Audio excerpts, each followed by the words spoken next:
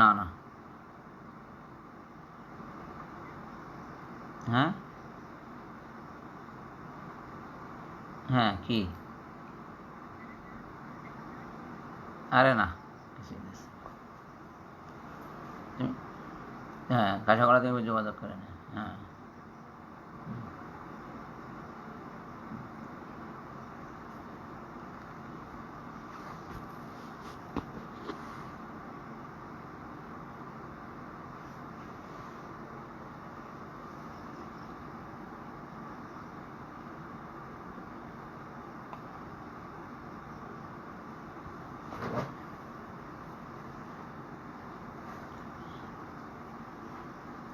কথা কি শুনতে পাওয়া যায়?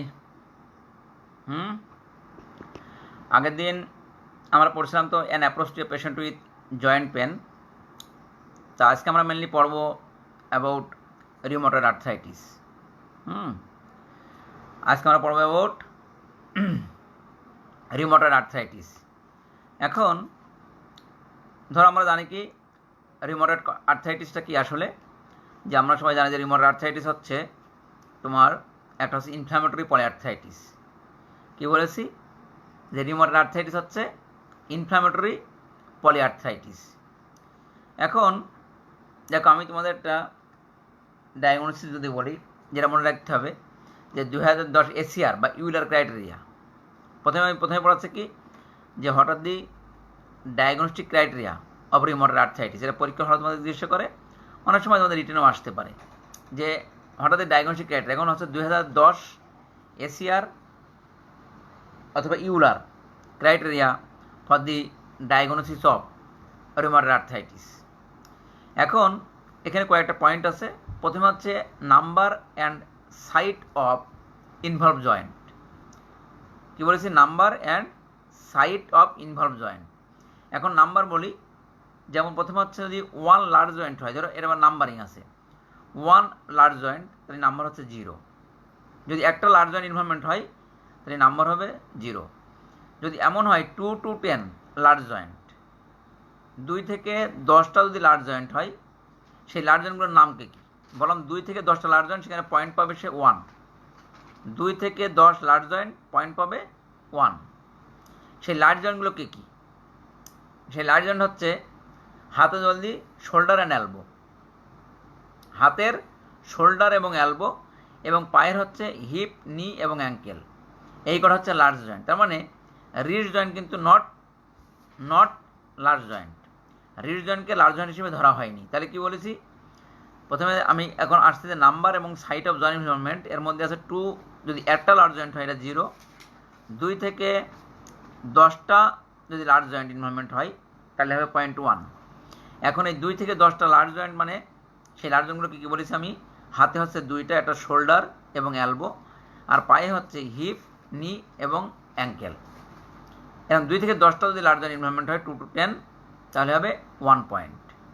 এখন আসো small Joints, 1 to 3 small Joints, তাহলে সে পয়েন্ট পাবে 2। 1 থেকে 3 স্মল জয়েন্ট, তাহলে সে পয়েন্ট পাবে কত? 1 থেকে 3টা যদি হয় তাহলে সে পয়েন্ট পাবে হচ্ছে 2। এখন স্মল জয়েন্ট বলতে কী কী বলা হয়েছে সেখানে, সেটা কি মনে রাখতে হবে? যে একটা হচ্ছে মেটাকার্পো, একটা হচ্ছে মেটাকার্পো ফ্যালেঞ্জিয়াল, তারপরে proximal ইন্টারফ্যালেঞ্জিয়াল, মেটাকার্পো ফ্যালেঞ্জিয়াল joint, proximal interphalangeal joint, তারপরে সেকেন্ড থেকে ফিফথ মেটাটার্সো ফ্যালেঞ্জিয়াল জয়েন্ট, থাম্বের ইন্টারফ্যালেঞ্জিয়াল জয়েন্ট এবং রিস্ট জয়েন্ট। কী বলেছি? এই স্মল জয়েন্টের মধ্যে আমরা যদি 1 থেকে 3টা যদি স্মল জয়েন্ট ইনভলভমেন্ট হয় তাহলে তার পয়েন্ট পাবে 2। এখন এই 1 থেকে 3টা স্মল জয়েন্ট কী কী আছে সেটা বললাম হচ্ছে মেটাকার্পো ফ্যালেঞ্জিয়াল joint, proximal interphalangeal joint, second থেকে ফিফথ মেটাটার্সো ফ্যালেঞ্জিয়াল জয়েন্টস, তারপর বললাম যে থাম্বের ইন্টারফ্যালেঞ্জিয়াল জয়েন্ট, এবং লাস্টে বললাম হচ্ছে রিস্ট জয়েন্ট। এগুলো হচ্ছে সব স্মল জয়েন্ট। এখন হচ্ছে যদি কারোর থাকে এমন 4 থেকে 10টা স্মল জয়েন্ট, তাহলে সে পয়েন্ট পাবে 3। কি বলেছি? 4টা থেকে 10টা যদি স্মল জয়েন্ট হয় পয়েন্ট পাবে 3। আর যদি এমন হয় সে কী পাবে? তোমার গ্রেটার দেন 10 স্মল জয়েন্ট, তাহলে সে পয়েন্ট পাবে 5। তারপর এখানে কোনো 4 পয়েন্ট নেই। গ্রেটার দেন 10 স্মল জয়েন্ট, তাহলে সে পয়েন্ট পাবে 5। এখন আসো সেরোলজিক্যাল অ্যাবনর্মালিটি। সেরোলজিক্যাল মানে কি? সেটা রিউমাটয়েড ফ্যাক্টর এবং আগে বলা হয়তো যে কি অ্যান্টি সিসিপি মানে অ্যান্টি সাইক্লিক সাইটোনেট পেপটাইড, এখন বলা হয় এসিপিএ, তাই না? তারপরে এসিপিএ মানে অ্যান্টি সাইটোনেটেড পেপটাইড অ্যান্টিবডি, এখন বলা হয় এসিপিএ অ্যান্টি সাইটোনেটেড পেপটাইড অ্যান্টিবডি। এটা যদি এমন হয় যে এটা নেগেটিভ, আরএ এবং অ্যান্টি সিসিপি বা এসিপিএ নেগেটিভ, তাহলে 0.0। এটা যদি লো পজিটিভ হয়, লো পজিটিভ, তাহলে সে পয়েন্ট পাবে 2। লো পজিটিভ মানে যদি এটা নেগেটিভ 0.0, এটা যদি হয় লো পজিটিভ, তাহলে সে পয়েন্ট পাবে হচ্ছে 2। আর এটা যদি এমন হয় যে হাই পজিটিভ, এখন প্রশ্ন আসবে যে লো পজিটিভ মানে কি এবং হাই পজিটিভ মানে কি? এখন লো পজিটিভ মানে কি? জাস্ট অ্যাবভ দি আপার লিমিট নর্মাল, অ্যাবভ দি আপার লিমিট নর্মাল, এটাকে বলা হয় লো পজিটিভ। লো পজিটিভ যদি হয় আর এবং এসিপিএ পজিটিভ, তাহলে সেক্ষেত্রে হবে 0.2। আর যদি হাই পজিটিভ হয়, হাই পজিটিভ মানে greater than 3 times the upper limit normal. High positive আর এবং এসিপিএ যদি হাই টাইটারে পজিটিভ হয়, সে হাই টাইটার মানে কি? হাই টাইটার মানে হচ্ছে more than 3 times the upper limit normal, তাহলে সে পয়েন্ট পাবে 3। এখন আসো acute phase reactant. Acute phase reactant মানে কি? ইএসআর এবং C reactive protein. Acute phase reactant মানে কি? ইএসআর এবং সিআরপি। যদি এবং ইএসআর এবং সিআরপি এটা যদি নেগেটিভ হয়, তাহলে পয়েন্ট হবে মানে ইএসআর এবং সিআরপি এটা যদি নেগেটিভ হয়, তাহলে মানে নর্মাল থাকে, তাহলে এটা পয়েন্ট হবে 0। এটা যদি অ্যাবভ আপার লিমিট নর্মাল হয়, তাহলে সে পয়েন্ট পাবে 1। এখন আসলে ডিউরেশন অফ দি সিমটমস। সেক্ষেত্রে if it is less than 6 weeks, তাহলে তার পয়েন্ট হবে 0। If it is more than 6 weeks, তাহলে পয়েন্ট হবে 1।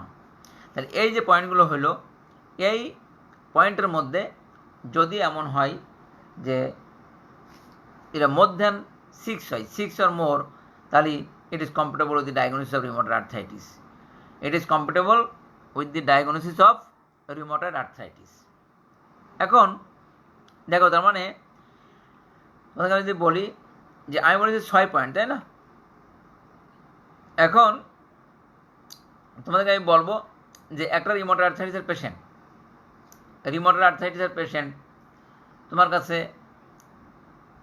আসলো, কি নিয়ে আসলো? আমি বলেছি ইনফ্লামেটরি পলিআর্থ্রাইটিস। আগেই তোমাদেরকে বলেছি যে পেশেন্টের কী থাকে, ইনফ্লামেটরি মানে কি সেটা আগে দিয়ে বলে দিয়েছিলাম যে ইনফ্লামেটরি আর্থ্রাইটিস মানে কেমন।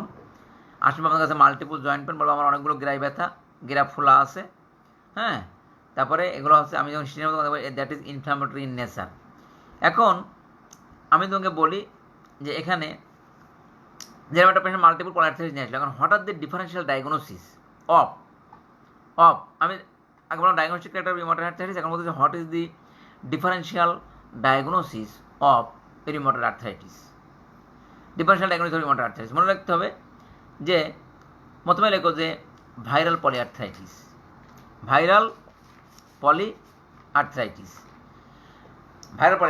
প্রথমে লিখতে হবে যে যদি কখন এটা হয় যে আর্লি ওয়ানসেট রিউমাটয়েড আর্থ্রাইটিস, মানে আর্লি ওয়ানসেট মানে কি? তোমাদের কাছে লেস দ্যান 6 উইকস। তার মানে কোনো পেশেন্টের যদি এমন হয় যে লেস দ্যান 6 উইকসে তার পলিআর্থ্রাইটিস হচ্ছে, লেস দ্যান 6 উইকস পলিআর্থ্রাইটিস আছে, in that case it is very difficult to differentiate rheumatoid arthritis from viral polyarthritis clinically. কি বলেছি? ইট is very difficult to differentiate rheumatoid arthritis from viral polyarthritis clinically difference করা খুব difficult আছে যদি এটা early ওয়ানসেট rheumatoid arthritis হয়। ঠিক আছে? Because most of the cases viral polyarthritis is less than 6 weeks duration.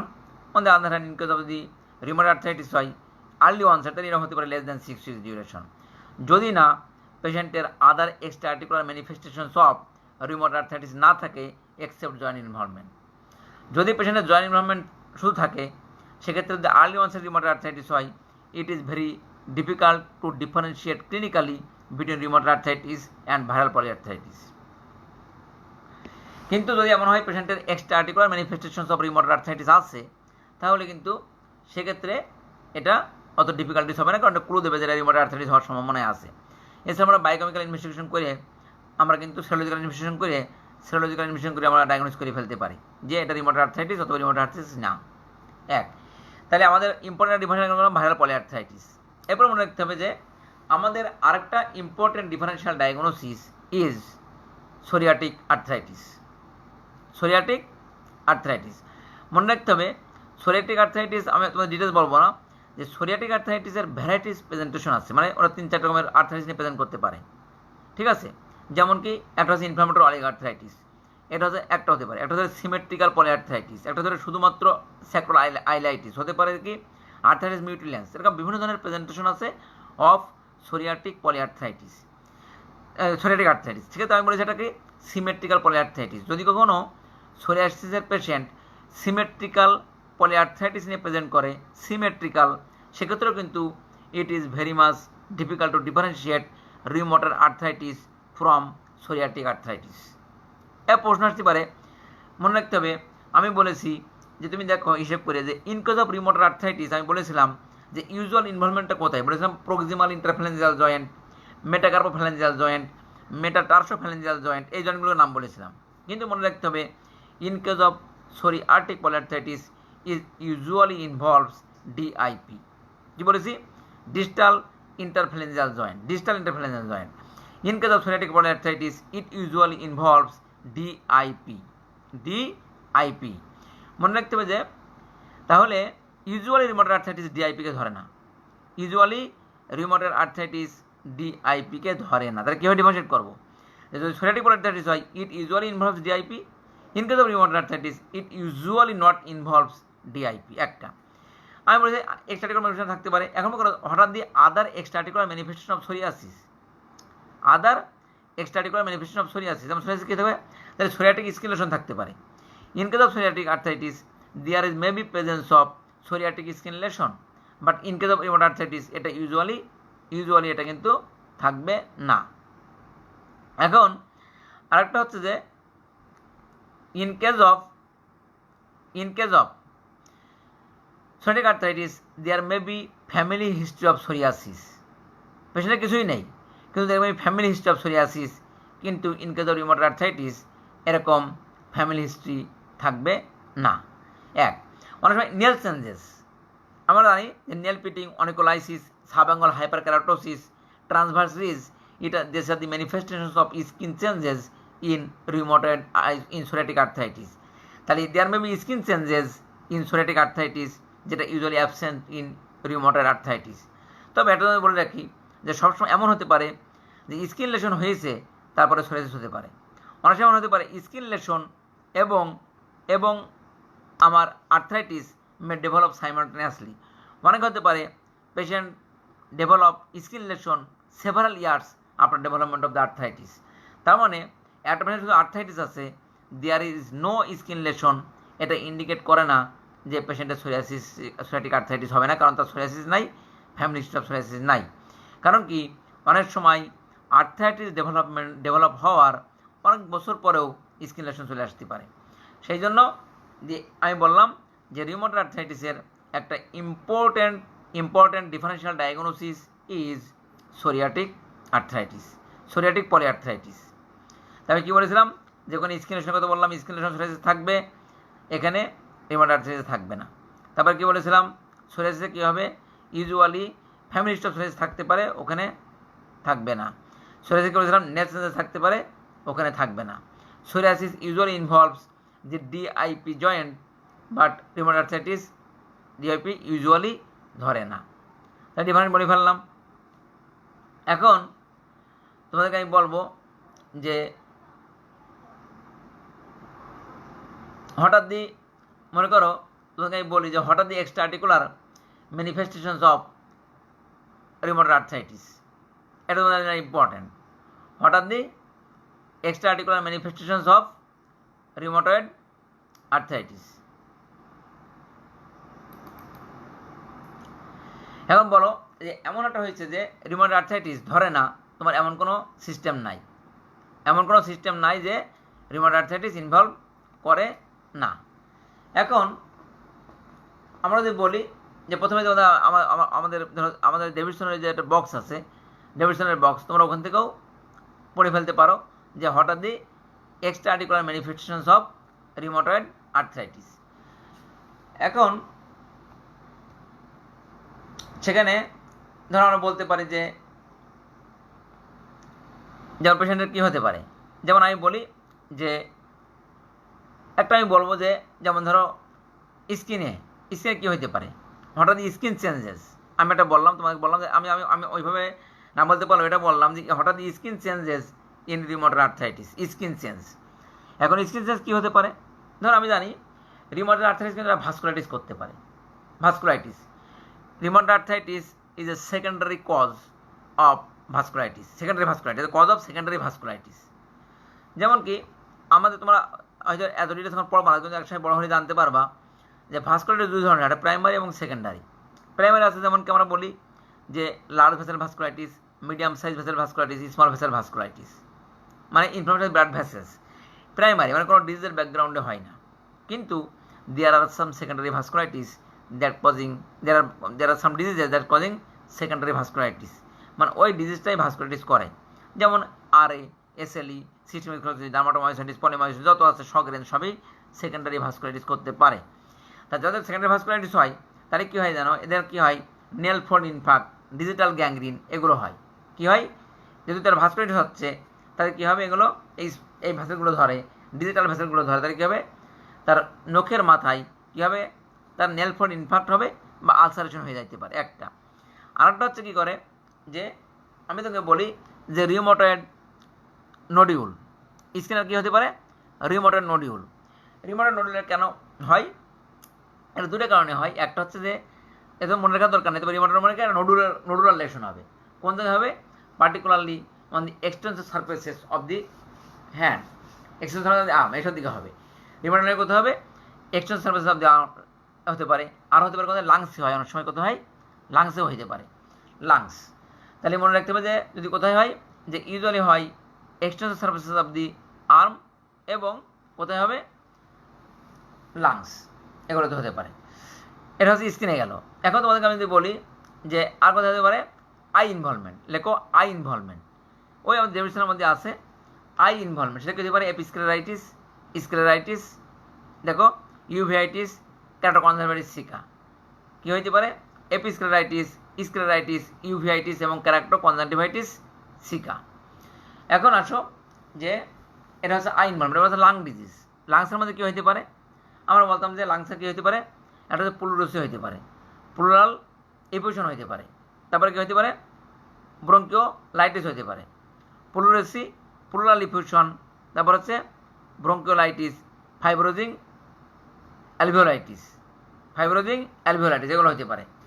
এগুলো হচ্ছে তোমার লাংস ইনভলভমেন্ট। এবার আসো কার্ডিয়াক ইনভলভমেন্ট, কী হইতে পারে, কার্ডিয়াকের পেরিকার্ডাইটিস হতে পারে, pericarditis, myocarditis, cardiac conduction block, pericarditis, myocarditis, cardiac conduction block এবং কী হইতে পারে এরপরে কি করোনারি আর্টারি ভাস্কুলাইটিস বা ওটাইটিস যেটা বলা হয়, করোনারি আর্টারির ভাস্কুলাইটিস হতে পারে।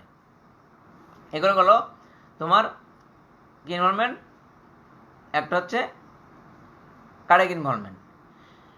এরপরে তোমার কি হতে পারে, আর আগে তো তোমার ভাস্কুলাইটিস বলেই দিয়েছি, পেরিফেরাল ভাস্কুলাইটিস হতে পারে বলে দিয়েছি।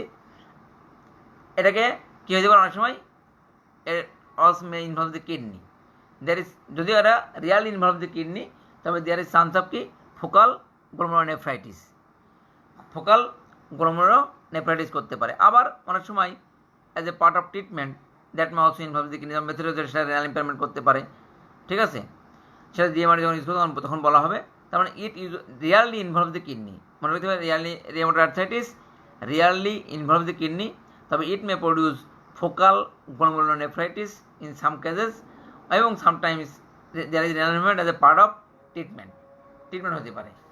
এই এখন আসো যে হেমাটোলজিক্যাল চেঞ্জেস, রক্তে কি হইতে পারে, একটা হচ্ছে অ্যানিমিয়া, আর একটা হচ্ছে অ্যানিমিয়া হইতে পারে, একটা হচ্ছে থ্রম্বোসাইটোসিস হতে পারে। কি হতে পারে? Anaemia and thrombocytosis. এগুলো মোটামুটি তোমরা এগুলো মনে রাখবো। হঠাৎ extra articular manifestations of rheumatoid arthritis, এগুলো তোমাদের মনে রাখতে হবে। যে আমরা যদি এভাবে ধরি যে আই সেন্সেস মানে রাখবা, রেসপিরেটরি সেন্সেস, তারপর আছে কী করতে পারে কার্ডিয়াক সেন্সেস, এগুলো মনে রাখতে হবে। তারপরে মনে রাখতে হবে কী বলেছিলাম যে ভাস্কুলাইটিস, এগুলো মনে রাখবা। তারপর স্কিন সেন্সেস, যে পার্টিকুলার রিউমাটয়েড নোডিউল, এগুলো হচ্ছে এক্সট্রা আর্টিকুলার ম্যানিফেস্টেশনস অফ কী বলেছি রিউমাটয়েড আর্থ্রাইটিস। এখন তোমাদেরকে আমি পড়াবো যে হঠাৎ the poor prognosis factor of rheumatoid arthritis. কী বলেছি? Poor prognosis factor of rheumatoid arthritis. সেটা কী কী হতে পারে? একটা পেশেন্টের যদি এমন হয় যে লেখো একটা হচ্ছে female sex, poor prognosis of rheumatoid arthritis একটা ফিমেল সেক্স প্রগনোসিস পোর। যদি সে স্মোকার হয়, তাহলে হচ্ছে prognosis poor. Female sex, smoker. 2 নম্বরে লেখো, এরপর হচ্ছে যে পেশেন্টের এমন যদি হয় যে প্রথমে আমাকে আসছে, তাহলে এটা হচ্ছে যদি মাল্টিপল জয়েন্ট ইনভলভমেন্ট যদি প্রথমেই থাকে, তাহলে এটা ইন্ডিকেট করে প্রগনোসিস অত বেশি ভালো নয়। তারপর কী হতে পারে? পেশেন্ট যদি এমন হয় যে তোমার প্রথমে patient presented with extra articular manifestation, তাহলে প্রগনোসিস। রিউমাটয়েড নোডিউল যদি কারোর থেকে থাকে, সেটাও প্রগনোসিস পোর। তারপরে আসো পেশেন্টের যদি এমন হয় যে তোমার first metatarsophalangeal joint involvement of the first metatarsophalangeal joint, তাহলেও হচ্ছে prognosis poor. Involvement of the first metatarsophalangeal joint. তারপরে বললাম, তারপর হচ্ছে যে এমন যদি হয় যে পেশেন্ট হ্যাভিং ডিজিজ রিমিশনে যাচ্ছে না, অনেকদিন ধরে পেশেন্ট ডিজিজটাকে রিমিশনে নেওয়া যাচ্ছে না, মানে অনেকদিন ধরে ডিজিজ অ্যাক্টিভিটি পারসিস্টেন্ট রয়ে গেছে, তাহলেও কিন্তু তার প্রগনোসিস পোর। এগুলো সব ক্লিনিক্যাল। এরপর হচ্ছে পেশেন্টের যদি high ESR and CRP, prognosis poor. High টাইটারে আরএ এবং এসিপিএ পজিটিভ বা এনটিসিসিপি যেটা বলা হয়, যে হাই টাইটারে পজিটিভ থাকে, তাহলেও কিন্তু প্রগনোসিস পোর। তাই এতগুলো বললাম হচ্ছে poor prognostic factor of rheumatoid arthritis. এখন যদি আমি বলি যে এই পেশেন্টের রিউমাটয়েড আর্থ্রাইটিস, এখন আমি কীভাবে ডায়াগনোসিস করব? এই পেশেন্ট ডায়াগনোসিসটা করবো কীভাবে? How will you investigate of a patient with rheumatoid arthritis? How will you investigate of a patient with rheumatoid arthritis? এখন মনে করতে হবে আমার করতে হবে কিছু হচ্ছে ডায়াগনস্টিক ইনভেস্টিগেশন, আরটা করতে হবে ফর থেরাপিউটিক পারপাস। কি বলেছি? আমি কিছু ইনভেস্টিগেশন করব ফর ডায়াগনস্টিক পারপাস, আর কিছু ইনভেস্টিগেশন করব ফর থেরাপিউটিক পারপাস। এখন ডায়াগনস্টিক ইনভেস্টিগেশন কীভাবে করব? আমরা তো আগে পড়ে গেছি কী টেস্ট করা উচিত, তাই না? সেটা কি? আমি যদি complete blood count with ESR, তাহলে কী হবে? পেশেন্টের হবে হাই ইএসআর। তারপরে লিখবো সি রিঅ্যাক্টিভ প্রোটিন, তাহলে এখানে হবে হাই সিআরপি। এবার আসো যে আমরা কী করবো? আরএ টেস্ট, এটা লিখতে হবে পজিটিভ। তারপরে লিখতে হবে যে এসিপিএ বা এনটিসিসিপি, এখানে লিখতে হবে পজিটিভ। এনটিসিসিপি বা এসিপি এখানেও কি লিখতে হবে? পজিটিভ। এগুলো করলে কিন্তু আমি ডায়াগনোস করে ফেললাম যে সাবজেক্ট হ্যাভিং রিউমাটয়েড আর্থ্রাইটিস। এখন আসো যে আমি একটা পেশেন্টের রিউমাটয়েড আর্থ্রাইটিস চিকিৎসা শুরু করবো, তাই না? শুরু করার আগে আমার বেসলাইন কিছু টেস্ট করা লাগবে, যেগুলো তার ঠিক মতো আছে কি না। তার মধ্যে একটা লিখতে হবে যে ইসিজি। তারপরে লিখতে হবে চেস্ট এক্সরে, কারণ আমাদের কার্ডিয়াক এবং হার্ট ইনভলভমেন্ট হতে পারে এক্সট্রা আর্টিকুলার ম্যানিফেস্টেশন হিসেবে। সেজন্য কী করতে হবে? ECG before initiation of therapy, ECG, chest x-ray, serum creatinine এবং এসজিপিটি। কী বললাম? ECG, chest x-ray, serum creatinine এবং এসজিপিটি, এগুলো দেখে তারপর আমার চিকিৎসা শুরু করতে হবে। তাহলে আমাকে তো বেশি ইনভেস্টিগেশন হলো না, তাহলে কী বললাম? ইনভেস্টিগেশন কী বললাম? একটা complete blood count with ESR, C reactive protein, RA test, ACPA বা এনটিসিসিপি, আরেকটা হচ্ছে তারপর বললাম ইসিজি, চেস্ট এক্সরে, তারপরে কি চেস্ট এক্সরে এবং তারপর বললাম এসজিপিটি এবং স্যামক্রিটিন। মনে রাখতে হবে যে রিউমাটয়েড আর্থ্রাইটিস দের one type of vasculitis, there is chance of cardiac involvement. So in that case আমার আদার কার্ডিওভাস্কুলার যে রিস্ক ফ্যাক্টরগুলো আছে সেগুলোকে অ্যাসেস করতে হবে। যেমন কি একটা হচ্ছে ব্লাড সুগার প্রোফাইল এবং ফাস্টিং লিপিড প্রোফাইল। কী করতে হবে? এর সাথে একটা ব্লাড সুগার প্রোফাইল এবং ফাস্টিং লিপিড প্রোফাইল করতে হবে। এটা হচ্ছে আমি বললাম investigation of a patient with rheumatoid arthritis. এখন লাস্টে হচ্ছে আমি যদি বলি দি মোস্ট ইম্পর্ট্যান্ট পার্ট, তাহলে পরীক্ষা মনে হতে কয়েকটা জিনিস এখানে। একটা হচ্ছে diagnostic criteria of rheumatoid arthritis, যেটা বললাম এসিআর ক্রাইটেরিয়া। তারপর মনে হতে what are the extra articular manifestation of rheumatoid arthritis. আর এখন আমি যেটা বলবো লাস্টে, এটাও হচ্ছে ইম্পর্ট্যান্ট, যে treatment of a patient with rheumatoid arthritis, treatment. এখন তোমাদেরকে বলি যে কোনো পেশেন্টের প্রিন্সিপালস অফ ট্রিটমেন্ট আছে। যে কোনো রিউমাটয়েড আর্থ্রাইটিসের, যে কোনো জয়েন্ট ডিজিজের বা আর্থ্রাইটিসের প্রিন্সিপাল অফ ম্যানেজমেন্ট আছে। প্রিন্সিপাল অফ ম্যানেজমেন্ট মানে যে কোনো পেশেন্টকে ওর মধ্যে ফেলে দাও তাহলে কিন্তু সে কী হবে, ওর মধ্যে চলে যাবে। তাহলে এক নম্বর কী হবে, আমি এখানে এই নট অনলি রিউমাটয়েড আর্থ্রাইটিস, যে কোনো আর্থ্রাইটিসের আমি ফেলে দিলে হবে। যেমন কি একটা হচ্ছে কারোর ক্ষেত্রে লাগবে বেড রেস্ট, একটা রেস্ট লাগতে পারে। এটা হচ্ছে নন ফার্মাকোলজিক্যাল ম্যানেজমেন্ট, এটা হচ্ছে রেস্ট। 2 নম্বর হচ্ছে এক্সারসাইজ, কারো কারো রেস্ট, কারো ক্ষেত্রে আবার এক্সারসাইজ, জয়েন্ট স্টিফ না হয়ে যায় তাহলে কী হবে, এক্সারসাইজ। 2 নম্বর হচ্ছে তারপরে দেখো অ্যাভয়েডেন্স অফ স্মোকিং, ঠিক আছে। তারপর হচ্ছে ডিজিজ এডুকেশন। তাকে বলতে হবে যে আপনার যদি রিউমাটয়েড আর্থ্রাইটিস আছে, এর ওটা তো আমরা সারা জীবনই থাকবে, আপনাকে ওষুধ খেতে হবে, দেখে ভালো থাকবেন। মানে তার একটা মনের মধ্যে গেঁথে দেওয়া যে আমার এটা সারা জীবন ওষুধ খাওয়ার রোগ এবং আমি ওষুধ খেলে ভালো থাকবো, তাহলে ডিজিজের তাকে এডুকেশন দিতে হবে, ঠিক আছে। তাহলে নন ফার্মাকোলজিক্যাল বলতেছি। তারপরে কী বললাম, তাই প্রথমে বললাম রেস্ট, কারোর ক্ষেত্রে রেস্ট লাগবে, সিভিয়ার জয়েন্ট পেন আছে। তারপর কারোর ক্ষেত্রে এক্সারসাইজ। তারপরে বললাম কি অ্যাভয়েডেন্স অফ তারপরে স্মোকিং। তারপরে হচ্ছে ডিজিজ এডুকেশন। তারপরে এরপরে কি, এরপর হচ্ছে কোপিং, হচ্ছে সাইকোলজিক্যাল অ্যান্ড অকুপেশনাল সাপোর্ট, হ্যাঁ। তারপরে এরপর কি লিখতে হবে, কোপিং স্ট্র্যাটেজি, মানে পেনের সাথে কোপ করে ফেলা, এটা হচ্ছে কোপিং স্ট্র্যাটেজি। আর কারোর ক্ষেত্রে প্রয়োজন হচ্ছে কি সার্জারি, এটা হচ্ছে নন ফার্মাকোলজিক্যাল ম্যানেজমেন্ট সবার ক্ষেত্রেই। তাহলে আমি যদি বলি যে এরপরে আমি বলি রিউমাটয়েড আর্থ্রাইটিসের হঠাৎ দিন non pharmacological management of rheumatoid arthritis, তাহলে এখানেও তাই বলতে হবে যে কী বলতে হবে, একটা হচ্ছে এগুলো এক্সারসাইজ, ডায়েট, একটা হচ্ছে ডায়েট, যেটা diet containing omega 3 fatty acid, সেটা খাইতে হবে, diet containing omega 3 fatty acid. তারপর হচ্ছে avoidance of smoking, avoidance of alcohol. তারপর হচ্ছে রেগুলার এক্সারসাইজ তো বলেছি। তারপরে এই যে সাইকোলজিক্যাল অ্যান্ড সোশ্যাল সাপোর্ট। এরপরে বললাম যে control of hypertension, control of diabetes, control of lipid profile, এগুলো সবার মধ্যে দিতে হবে। এটা হচ্ছে তোমার non pharmacological management of patient with rheumatoid arthritis. এটা একটা নন ফার্মাকোলজিক্যাল মানে আমি ব্যথা আর্থ্রাইটিসের ম্যানেজমেন্ট না, আদার ম্যানেজমেন্টগুলো বলে দিলাম। যেমন ডায়াবেটিস কন্ট্রোল করতে তার ফার্মাকোলজিক্যাল থেরাপি লাগবে, হাইপার টেনশনে ফার্মাকোলজিক্যাল থেরাপি লাগবে, লিপিড প্রোফাইলের ক্ষেত্রেও তার ফার্মাকোলজিক্যাল থেরাপি লাগবে। তাহলে এগুলো হচ্ছে আমার আর্থ্রাইটিস বাদে তার ম্যানেজমেন্ট। এবার আসো হঠাৎ ম্যানেজমেন্ট অফ জয়েন্ট পেন। এবার যদি বলি ম্যানেজমেন্ট অফ জয়েন্ট পেন, এখন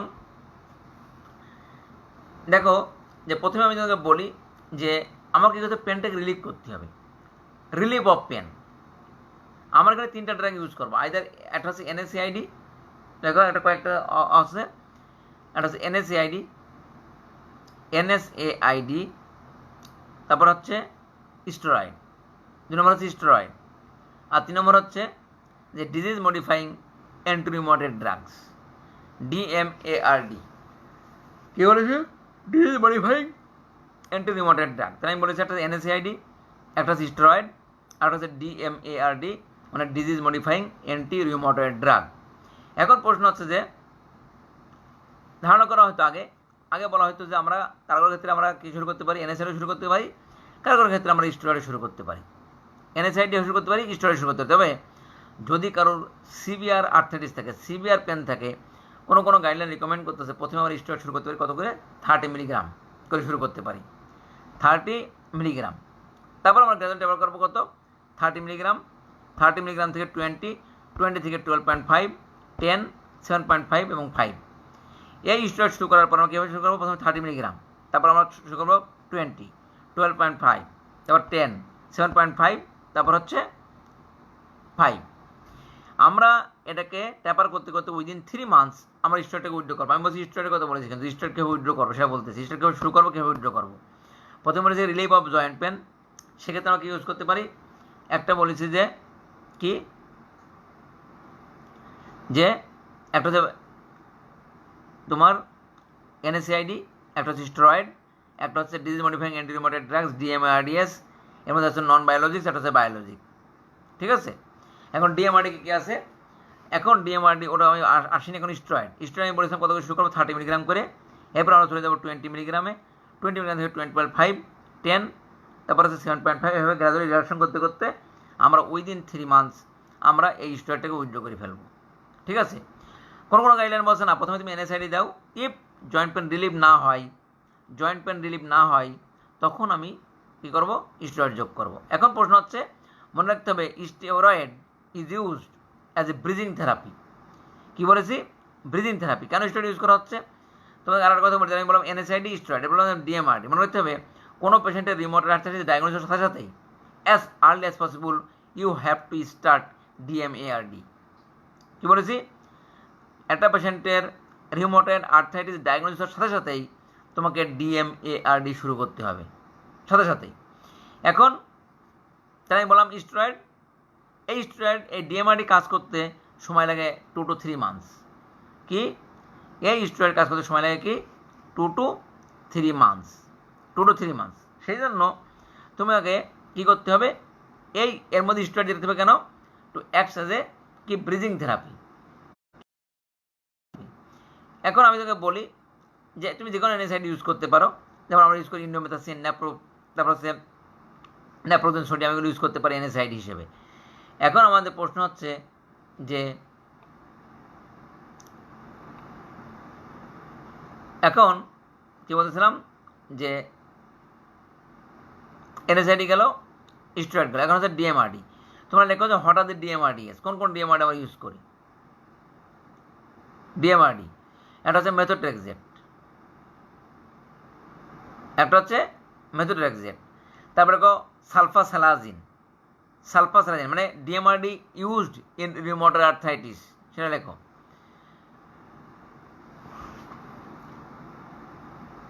কি বলেছি, একটা হচ্ছে কি, একটা হচ্ছে মেথোট্রেক্সেট, একটা হচ্ছে সালফাসালাজিন, একটা হচ্ছে হাইড্রক্সিক্লোরোকুইন, তারপরে হচ্ছে লেফ্লোনামাইড। এগুলো কমন আমরা ইউজ করি। DMARD used in rheumatoid arthritis, একটা হচ্ছে মেথোট্রেক্সেট, সালফাসালাজিন, তারপর বলেছি হচ্ছে কি হাইড্রক্সিক্লোরোকুইন এবং লেফ্লুনামাইড। এগুলো DMARD আমরা ইউজ করি ইন রিউমাটয়েড আর্থ্রাইটিস। এখন আমার প্রশ্ন হচ্ছে যে হঠাৎ দিয়ে এরপর আর কি ইউজ করা হয় বায়োলজিস্টের মধ্যে, দেখো অ্যান্টি TNF, সেটা কি আছে, anti tumour necrosis factor alpha, anti TNF। এটা হচ্ছে ইনফ্লিক্সিম্যাব, ইটানারসেপ্ট এবং অ্যাডালিমিউম্যাব। হঠাৎ দি অ্যান্টি TNF কি বলেছি, ইনফ্লিক্সিম্যাব, ইটানারসেপ্ট, ETANERCEPT, ইটানারসেপ্ট ইটানারসেপ্ট, আরেকটা হচ্ছে অ্যাডালিমিউম্যাব। এর হচ্ছে অ্যান্টি TNF। এছাড়া ইউজ করা হয় কি আদার, যেমন ইউজ করতে পারি অ্যান্টি CD20, হচ্ছে কি এটা হচ্ছে রিডুক্সিম্যাব। আদার DMARD ইউজ করা হয় কি anti-CD20 অ্যান্টিবডি, এটা হচ্ছে রিটুক্সিম্যাব। তারপর হচ্ছে টসিলিজুম্যাব, TOCI টসিএলআই ZUMAB, টসিলিজুম্যাব। আর লাস্টে হচ্ছে যেটা ইউজ করি এখন খুবই ইউজ করা হচ্ছে সেটা কি টফাসিটিনিব, TOFACITINIB, টফাসিটিনিব, TOFACITINIB, এটা হচ্ছে টফাসিটিনিব। এগুলো আমরা কমনলি ইউজ করতেছি যে in case of rheumatoid arthritis. এখন প্রশ্ন হচ্ছে যে তাহলে আমি তোমাকে বলে দিলাম what are the agents that are use in the treatment of rheumatoid arthritis, নামগুলো আমি বললাম। তাহলে আমি বললাম যে স্টেরয়েড কেন ইউজ করি, যে একটা বায়োলজিক্যাল এজেন্ট বা একটা জিএমআরডি শুরু করলে সেটা কাজ করতে সময় লাগে কত, 2 থেকে 3 মাস, 2 থেকে 3 মাস। এখন এর মাঝখানে আমার পেনটাকে তো রিলিভ করতে হবে, সে করবে কি, সেটা হচ্ছে স্টেরয়েড। এই জন্য বলা হচ্ছে এটা একটা ব্রিজিং থেরাপি, মানে এরা আমাকে ব্রিজ করবে, আমাকে একটা সেতু তৈরি করবে বিভিন্ন ডিএমআরডি, সেজন্য acts as a bridging therapy. এখন আসুন ডিএমআরডি আমরা কীভাবে শুরু করি, তোমাদের এখন যা বলে দিচ্ছি এটা সারা জীবন মনে রাখতে হবে। কীভাবে শুরু করি আমরা in case of rheumatoid arthritis, মনে রাখতে হবে methotrexate. Usually choice of DMARD is methotrexate. First choice of DMARD কি, methotrexate in rheumatoid arthritis, first choice methotrexate. এখন মেথোট্রেক্সেটের ইনিশিয়াল ডোজ কত, যেমন কি অনেকে দেয় 5, অনেকে 7.5। মনে রাখতে হবে এখন যদি বলা হয় গাইডলাইন বলছে, ওরা ডায়েট বলছে প্রথমে 15 milligram, you have to start 15 milligram MTX, যদিও বলে depending on the severity of the rheumatoid arthritis, ঠিক আছে। এখন বিফোর গিভিং MTX মেথোট্রেক্সেট আমরা জানি ইট ইজ ইমিউনোসাপ্রেসিভ ড্রাগ। আমি আগে বলেছিলাম বিফোর গিভিং ট্রিটমেন্ট কি টেস্ট করতে হবে, একটা হচ্ছে স্যাম ক্রিয়েটিনিন, একটা হচ্ছে SGPT, এটা বলেছিলাম তাই না। তাহলে মেথোট্রেক্সেট আমি করেই ফেলেছি। এছাড়া আমার কিছু করতে হবে, যে কোনো পেশেন্টের এই ডিএমআরডি বা বায়োলজি শুরু করার আগে আমি বলেছিলাম নন ফার্মাকোলজিক্যাল ম্যানেজমেন্ট, ওখানে একটা জিনিস লিখতে হবে, নন ফার্মাকোলজিক্যাল ম্যানেজমেন্ট ভ্যাকসিনেশন। কারণ এগুলো কি, এগুলো হচ্ছে ইমিউনোসাপ্রেসিভ ড্রাগ। সো তাদেরকে এগুলো আমাদের ভ্যাকসিনেট করে নিতে হবে। কিসের উপরে, পার্টিকুলারলি ওই 3টা আমরা বলি, নিউমোকক্কাল, মেনিঙ্গোকক্কাল এবং হেমোফিলাস ইনফ্লুয়েঞ্জা। এর এগেনস্টে ভ্যাকসিনেট করে নিতে হবে, নিউমোকক্কাল, মেনিঙ্গোকক্কাল এবং হেমোফিলাস ইনফ্লুয়েঞ্জার এগেনস্টে ভ্যাকসিনেট করে নিতে হবে বিফোর স্টার্টিং মেথোট্রেক্সেট। এখন আমি বললাম যে 15 মিলিগ্রাম শুরু করবো, কী করবো, মনে 15 মিলিগ্রাম শুরু করে তোমাকে প্রতি 15 দিন অন্তর, মানে 2 উইক অন্তর, প্রতি 2 সপ্তাহ অন্তর 5 মিলিগ্রাম করে বাড়াতে হবে। মানে তুমি আজকে শুরু করো মেথোট্রেক্সেট 10 মিলিগ্রাম, 15 মিলিগ্রাম, এটা হচ্ছে ওয়ান্স উইকলি, মানে দিনে সপ্তাহে একবার। যদি এরপরে কী করতে হবে, 2 সপ্তাহ পরে সে তোমার কাছে আসবে, আসার পরে you have to monitor CBC, serum creatinine এবং SGPT। আমি প্রথমে MTX শুরু করার পরে মেথোট্রেক্সেট শুরু করার পরে আমি কি করব, 15 দিন পরে তার CBC, সেরাম ক্রিয়েটিনিন এবং SGPT টেস্ট করবো। ইফ ইট ইজ নর্মাল আমি ডোজটাকে চলে গেল 20 মিলিগ্রাম, কত, 15 জায়গায় 20 মিলিগ্রামে চলে যাব। আবার 2 সপ্তাহ পরে আসবো, আসার পরে কী দেখবো, বলো তো, তার ওখানে দেখবো আমি ওই একই জিনিস CBC, SGPT, creatinine. If it is normal আমি চলে যাবো 25 মিলিগ্রামে। তার মানে this is the maximum dose of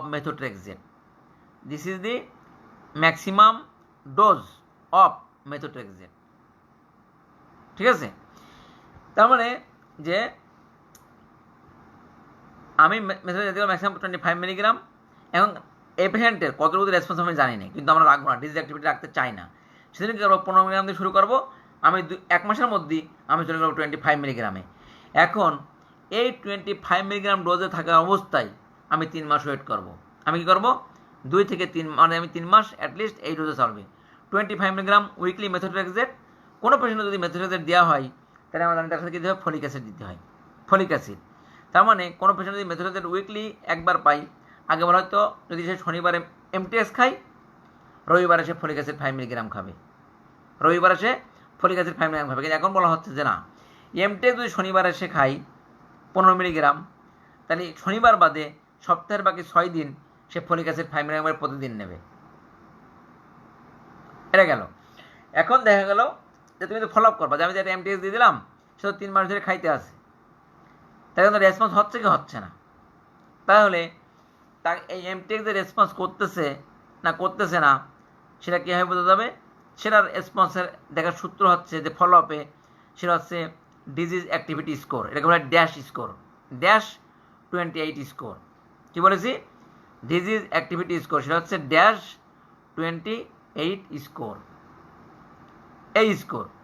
এখন যদি এই পেশেন্টের দেখা যায় যে ড্যাশ 28 স্কোর, আগে যা ছিল তার থেকে 50% রিডাকশন হয়ে গেছে, আগে যা ছিল তার থেকে 50% রিডাকশন হয়েছে ড্যাশ 28 স্কোর, তাহলে বুঝতে হবে যে ড্রাগ ইজ রেসপন্ডিং, যে ড্রাগের কাজ হচ্ছে, এমটিএক্সে তার কাজ হচ্ছে।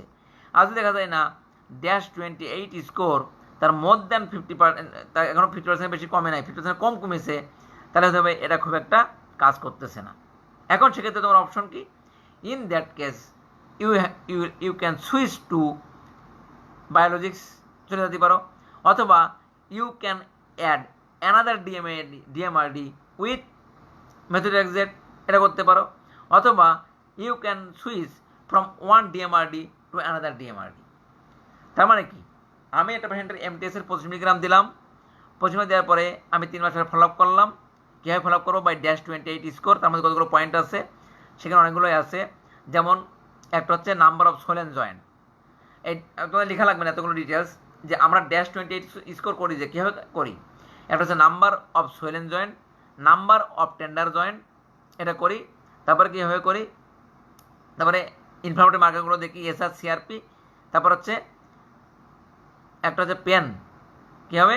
এটা হচ্ছে একটা ক্লিনিশিয়াল অ্যাসেসমেন্ট অফ তার পেন। আর হতে পারে যে পেন 1 ভিজুয়াল অ্যানালগ স্কেল।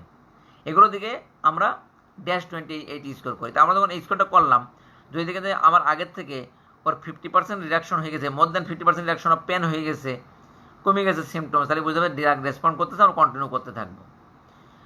এক, আর যদি দেখে না ড্রাগে আমার অত বেশি রেসপন্স নেই, 50%-এরও কম, তাহলে বুঝতে হবে ড্রাগ অত ভালো কাজ করতেছে না। তখন তোমার হাতে অনেকগুলো অপশন আছে। কী অপশন? তুমি ওই এমটেস বাদ দিয়ে বাকি যে ডিএমআরডি আছে, লাইক কি, you can switch to sulfasalazine or leflunomide, sulfasalazine or leflunomide switch করতে পারো। অথবা কী করতে পারো? তুমি মেথোট্রেক্সের সাথে সালফাসালাজিনকে অ্যাড করতে পারো, মেথোট্রেক্সেট প্লাস সালফাসালাজিন যোগ করে দিতে পারো। এক, আগে অনেক সময় বলা হতো যে ট্রিপল থেরাপি, এখন এত বেশি চয়েস করা হয় না। ট্রিপল থেরাপি সেটা কি? মেথোট্রেক্সেট, সালফাসালাজিন এবং হাইড্রক্সিক্লোরোকুইন, এই তিনটাকে একসাথে, মেথোট্রেক্সেট, সালফাসালাজিন অ্যান্ড হাইড্রক্সিক্লোরোকুইন, এই তিনটাকে একসাথে ইউজ করা হয়তো, সেটাকে বলা হয় ট্রিপল থেরাপি। এটাকে অত বেশি ব্যবহার করা হয় না। তাহলে যদি কাজ না হয়, তাহলে আমি যেটা করতে পারবো, আমি পেশেন্টকে সুইচ করতে পারবো অ্যানাদার ডিএমআরডিতে, সালফাসালাজিন অথবা লেফনোনামাইডে, অথবা আমি মেথোট্রেক্সের সাথে সালফাসালাজিন অথবা হাইড্রক্সিক্লোরোকুইনকে অ্যাড করে দিতে পারবো, অথবা আমি কী করতে পারবো, এগুলো বাদ দিয়ে I can switch to NTTNF। সেটা কি? যেমন যে বলেছি ইনফ্লিক্সিম্যাব, ইরানারসেপ্ট এবং অ্যাডালিমিউম্যাব। মনে রাখতে হবে NTTNF দেওয়ার আগে তোমাকে অবশ্যই টিউবারকুলোসিস এক্সক্লুড করে নিতে হবে। যদি কোনো পেশেন্টের অ্যাক্টিভ টিউবারকুলোসিস থাকে, তাহলে কোনো বায়োলজিক্যাল এজেন্ট ইউজুয়ালি না দেওয়াই ভালো। এই মেনলি ইনফ্লিক্সিম্যাব। কারণ কি, এমনকি বলা হয় যে অ্যাক্টিভ টিবি নাই, but there is latent tuberculosis. তাহলে কী হবে? ল্যাটেন্ট টিউবারকুলোসিস আছে, তার টিউবারকুলোসিস ফ্লেয়ার আপ হয়ে যেতে পারে। তাই ল্যাটেন্ট টিউবারকুলোসিস আছে কি নেই, এটা কীভাবে ডায়াগনোসিস করা যায়? তোমার টিবি পড়েছো, কীভাবে করা যায় যে এটা ল্যাটেন্ট টিউবারকুলোসিস আছে অথবা নেই? যে টেস্ট করে আমরা ল্যাটেন্ট টিউবারকুলোসিস ডায়াগনোসিস করি, সেই টেস্টের নাম হচ্ছে ইগরা, IGRA,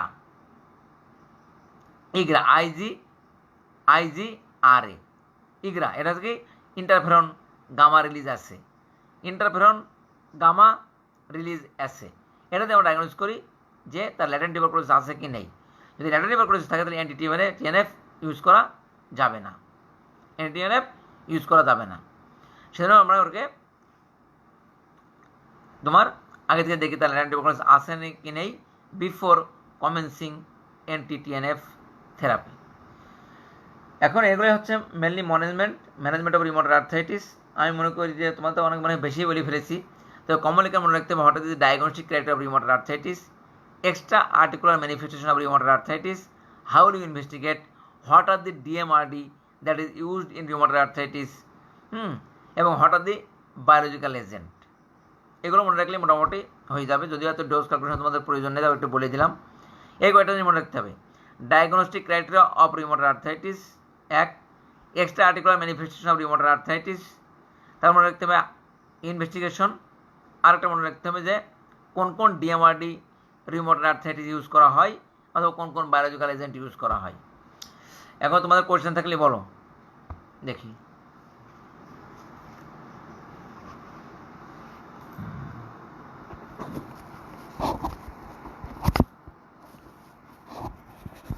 Any question?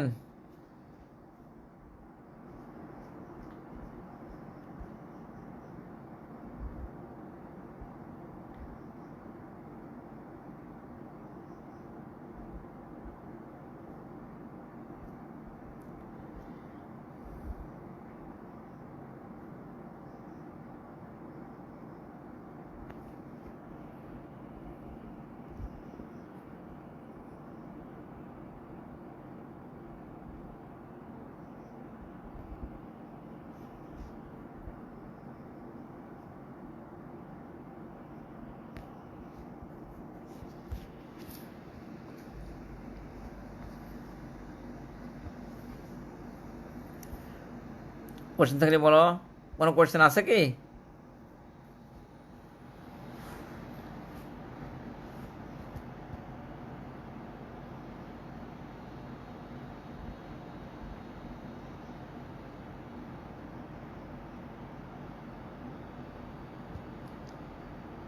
লুবনা ইসলাম, স্যার ডায়াবেটিক পেশেন্টের জন্য কি সেম ট্রিটমেন্ট? হ্যাঁ, সেম। তবে স্টেরয়েডকে একটু কৌশল ইউজ করতে হবে বা দেখতে হবে, কারণ স্টেরয়েড দিলে কিন্তু ডায়াবেটিস বেড়ে যেতে পারে। সেক্ষেত্রে ট্রাই করতে হবে যে আমার NSAID দিয়ে যদি সম্ভব হয় ব্যথা কমায় রাখার। হ্যাঁ,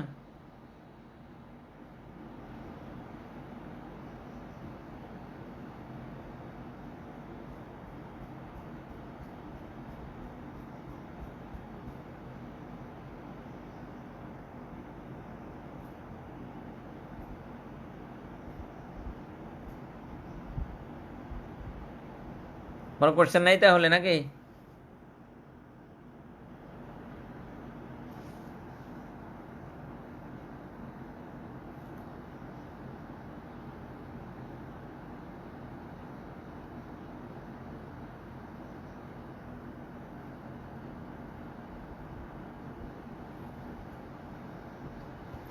ওকে, তাহলে বের হয়ে গেলাম। হ্যাঁ।